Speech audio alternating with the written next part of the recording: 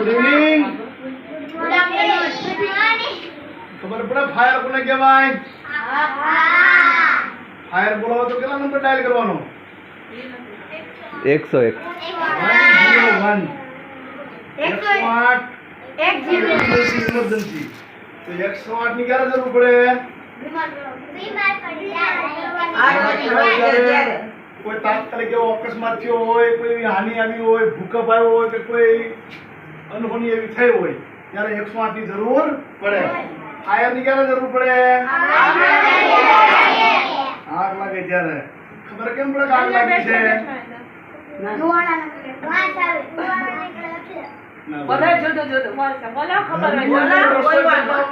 Mummy અને આગ લાગે તો શું કરવાનું? કેમ બચાવવાના? ઘર ધણીનું આખું ઘર હતું એ ઘર મેકીને બધા બહાર ભાગે છે, તો તું કેમ બચાવવા જાય? હવે તમને એ શીખવા માટે આવ્યા છે મેમ કે ફાયર વસ્તુ શું છે. ફાયર ની અંદર રેસ્ક્યુ કામ આવે, બચાવ કામગીરી આવે, તરવાનું આવે. એવી હોનારત થઈ હોય, વરસાદ થયો હોય, એટલે પાણી ભરાઈ ગયો તો તમારી જેવા બાળકો ડૂબાઈ જાય, તો એને કેમ બચાવવા, કઈ રીતે બચાવવા, એની તમને અત્યારે ટ્રેનિંગ આપવા એ સાંભળ કઈ રીતે લેવાની તમારા નથી. તમે બધી નાના છો પણ તોય છતાં તમને ખબર હોય તો તમે મોટા વ્યક્તિને કહી શકો કે આ રીતે કરો તો બચી શકે.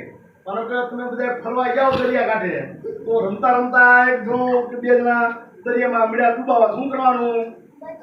નાના ભાગી જવાનું.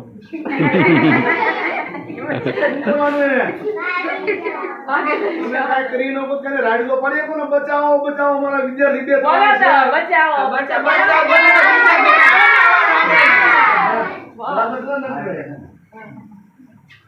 પછી નો આવડતું તો વડીલને તમે બોલાવવાના અને એને કેવું બચાવી લે.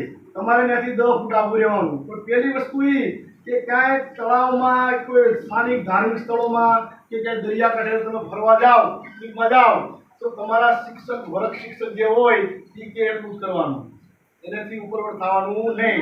આપણે 5 જણા આ બધું તેને બહાર નીકળ્યા હોય એમ નહીં કરવાનું. તમને ફરવા જ લઈ ગયા છે પણ આપણે એનાથી ઓવરલોડ થવાનું નહીં. હવે એક તમને મેજિક બતાવું તો તમે ફોર્મ માર્યો. હવે અમે વેરાવળ સોમનાથ ફરવા ગયા મારા પરિવાર સાથે, તો એક બાપુ મળ્યા મારા ઘરના નહીં કે બેન ઇધર આવો. મારા घर में कहा बापू कि तुम्हारे घर में ये चल रहा है वो चल रहा है. हमारा घर में कहा बापू आती बात है कि तुम्हारा घर ना सी थोड़ा काम सी मगज ना से काम वो करे से घर में आम के તમારા ઘરની અંદર આ અંધશ્રદ્ધાની વાત છે. તમને અંધશ્રદ્ધામાંથી બહાર નીકળવા માટેનો આ પ્રયોગ છે. જો કે અમારા ફાયરની રેસ્ક્યુની અંદર આ નોટ્સ આવે, ઇંગ્લિશમાં ગાંઠને નોટ્સ કહેવામાં આવે છે. અમે ગાંઠ બનાવીને દરિયામાંથી કાઢવાના હોય, કૂવામાંથી કાઢવાના હોય, તો એવી નોટ્સ બનાવીને અમે એને બહાર કાઢી દીધી. તમને શીખવાડવામાં જો આવશે. આ સાઈડ છે ને એ પોતે જ કાઢે છે. આગ લાગે પાણીમાં કૂદે, પાણીમાં કૂદે, આગમાં કૂદે. મારા ઘરના બેન આયા આવો, તમારા ઘરમાં આટલી તકલીફ છે, તો મારા ઘરના કે બાપુ તો એની માટે રસ્તો શું કરવાનો? બાપુ કે રૂમાલ લાવો. મારા ઘરના મને કહેલા રૂમાલ આપો તો ભાઈ બાપુ મને કહેલા દેવ તો ખરા, બાપુ સાચા છે કે બધું સાચું કહી દીધું એમ તો કા. બાપુ રૂમાલ આપ્યો. બાપુ કે ત્રણ ગાંઠ મારીને અને શું કહેવાય? ચાબા વાળા કહે છો.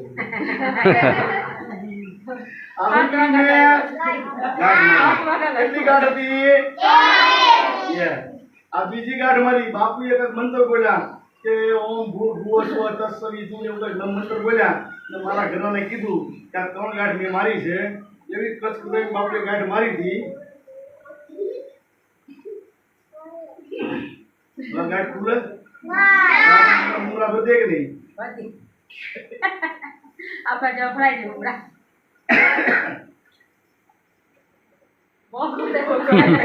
કેટલી ગાંઠ મારી?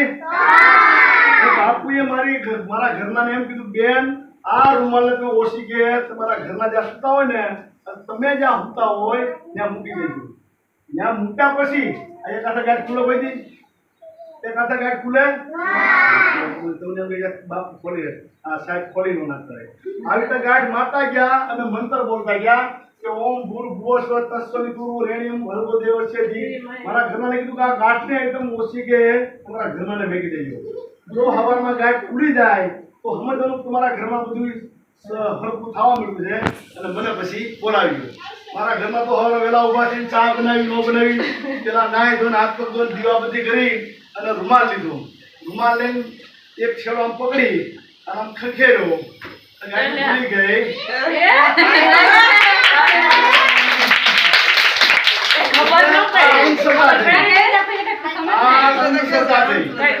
પડે આ અંધશ્રદ્ધા થઈ એટલે આવી અંધશ્રદ્ધામાં ક્યારે આવતા નહીં ગાંઠનું શીખાડું બરાબર હવે ઈ બાપુ એમ કીધું કે એમ તો ઓલા ઘરની અંદર આવું બધું ચાલે છે તો બાપુ એમ ગાંઠ મારી આ ગાંઠ મારી રૂમાલની અંદર બે છેડા ભેગા કર્યા વચ્ચે હાથ રાખી આમ કરો જે છેડો સીધો જાય એની હારે બીજી ગાંઠ મારી દેવાની અમારી બીજી ગાંઠ ઈ છેડા હારે ત્રીજી ગાંઠ મારજો અમારી ત્રીજી ગાંઠ જેમ તમે ટાઈટ કરશો એમ ઈ છેડો ખૂટતો જાય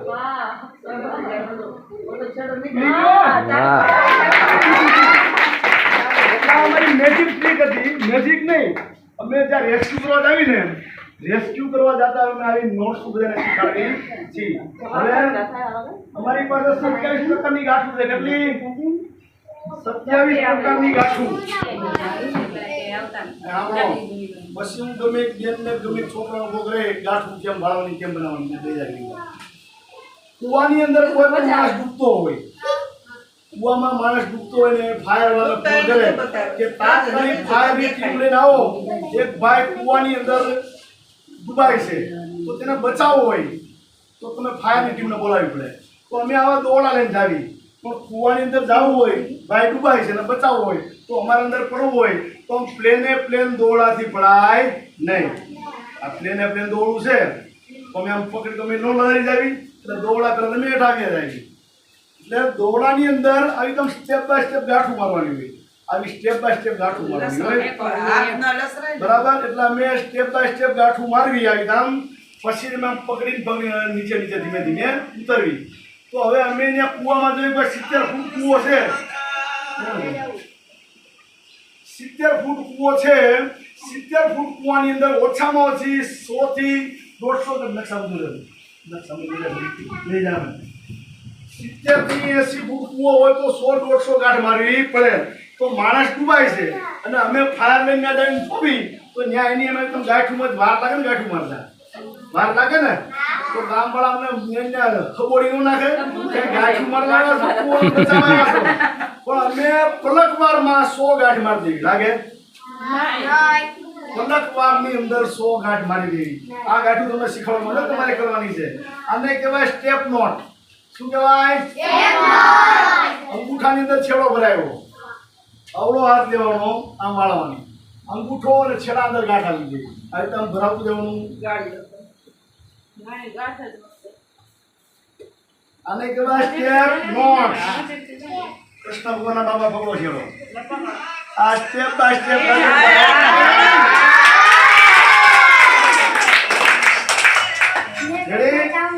ખબર ન પડે આને શું કહેવાય હવે અમારા કુવામાં પડવું હોય તો પડીએ કાને દોડવું નહીં બરાબર છે ને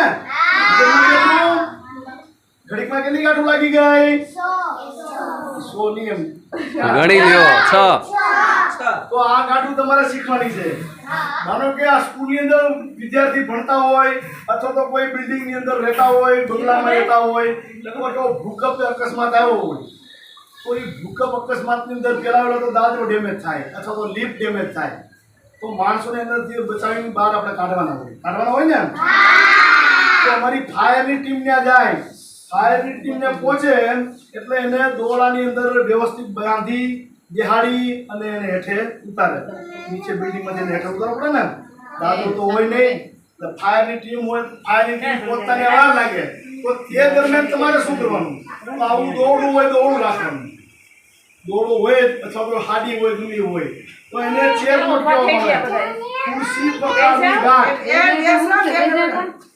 ખુરશી પ્રકારની ગાંઠ બનાવવાની એને કહેવાય ચેર નોટ. શું કહેવાય?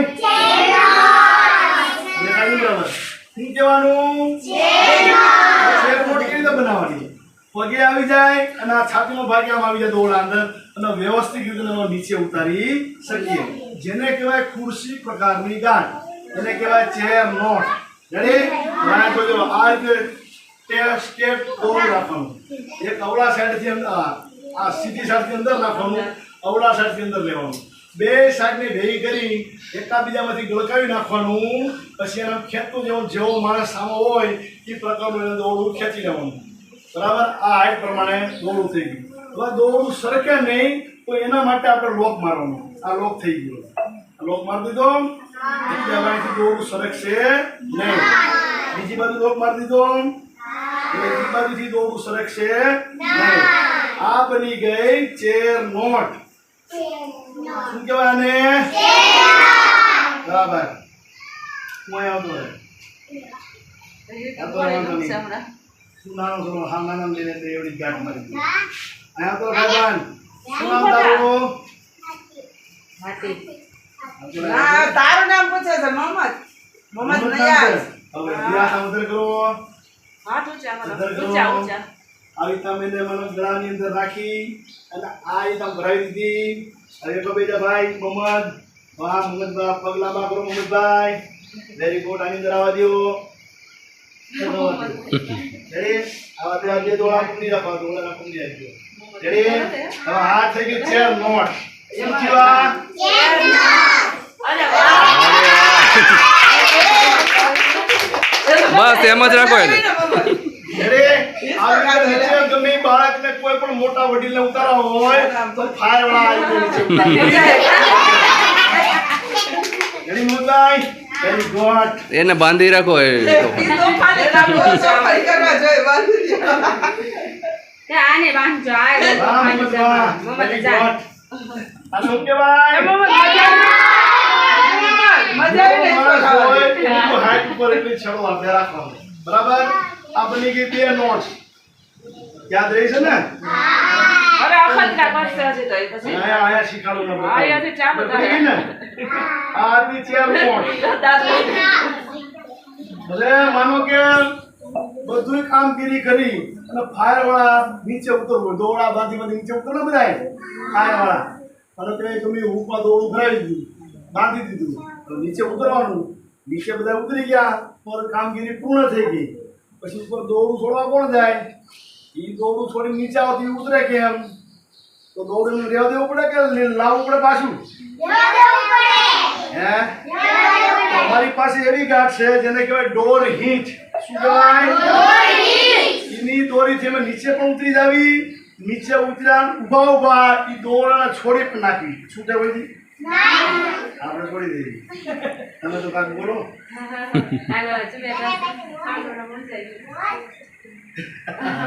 એટલે જેને કહેવાય ડોર હિંચ, ચોર પ્રકારની ગાંઠ. આવી ગાંઠ ચોર હોય ને એની પાસે હોય.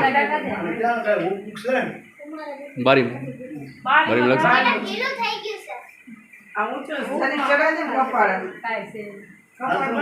ઓ બારી અહીંયા. હવે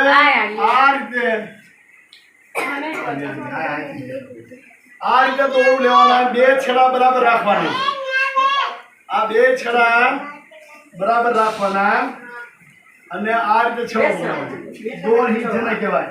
આવી રીતે દોર હિંચની લાઈન ભરાવી અને એક છેડો આની અંદર ગળકાવી, એક છેડો આમ ગળકાવ્યો, બીજો છેડો ની આરે ગળકાવી, આ છેડાને ઢોરથી ખેંચી અને હેઠે પકડી બે દોડા પકડી હેઠે ગયો. આ દોડાને ખેંચતા નહીં, નહીંતર દોડા પેલા તમે હેઠાવ્યા જાવ. નીચે ઉતરી ગયા કાંઈ નહીં થાય ને. ગમે એટલો વજન આવશે તો આ છૂટશે નહીં. નીચે ઉતરી ગયા પછી ઢીલો કરી અને ખેંચો દોડો ડૂબી આવે છે. આને કહેવાય ડોર હિંચ. શું કહેવાય? ચાલો હવે આપણે પેલા આવેલા જે ગાંઠ બનાવી હતી જેને કહેવાય સ્ટેપ નોટ. ગાંઠ બનાવવી હોય પલવારમાં 100 ગાંઠ લાગી જાય.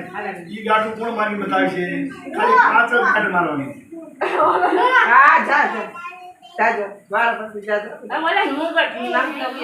ડાબુ એ માહેનો એને એ માહેનો ઓલી મુંગટ ઊંચું કર દે હનુમાન આને આ ઊંચું આને કાનું ઊંચું કર દે સાહેબ બસ ચાલો બીજું કોણ છે બેન છો ભાઈ છો આ તો બીજો બેન હું નામ દઉં કયો ભાઈ છે ભાઈ ના ભાઈ છે નાના ભાઈ લાડકા ભાઈ છે ઈ. સ્ટેપ બાય સ્ટેપ ગાંઠું બનાવવાની છે બનાવવાનો બનાવો હવે ગાંઠો મારો તો મારો ફ્રેન્ડ શીખવાડ્યો તો આગળ મારશે તમે તમારું ચાલુ રાખો હાલે જોય જાય છોકરી નહીં જવાય ગમે એમ તમે જાઓ મને યાદ રહી ગયો તો કોઈને યાદ નથી ચલો કરે છે હા યાદ નથી મને તને યાદ છે ને જા તમે તો ભણો છો કે મસ્તી કરવા આવો છો તો આ આવડતી છે મેં તમને તમારી સામે પ્રેક્ટિકલ કરીને તો દેખાડ્યું અટપટ તો છે કયો ને એવું ફોન છે હા ચાલુ નહીં હા એમ ને સાઈડ ને મારે કેમ છો નવાવડી તમે ભણવા જાવ છો શું કરવા જાવ બેન વિડીયો ચાલુ છે તમારા ફોન આમ કોઈને એમ ન થવું જોઈએ કે આપણે કીધું નહીં